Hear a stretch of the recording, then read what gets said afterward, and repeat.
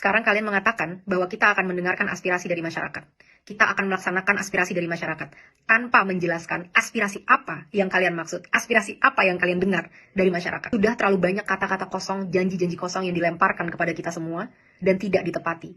Tapi kali ini kita menuntut kalian untuk punya akuntabilitas, untuk bertanggung jawab dengan kata-kata kalian bahwa kalian akan melakukan aspirasi dari masyarakat. Bagaimana anggota parlemen yang berjumlah 580 orang dibayar dari pajak masyarakat itu tidak berhasil mendengarkan aspirasi masyarakat, sementara gerakan-gerakan di sosial media yang tidak dibayar oleh siapapun yang terjadi secara sukarela bisa mencapai pergerakan yang seperti ini.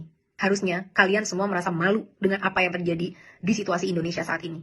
Akan kita perjelas apa tuntutan kita. Kita mau kalian bertanggung jawab dan bertingkah sesuai dengan apa yang kalian. Download Tribun X sekarang.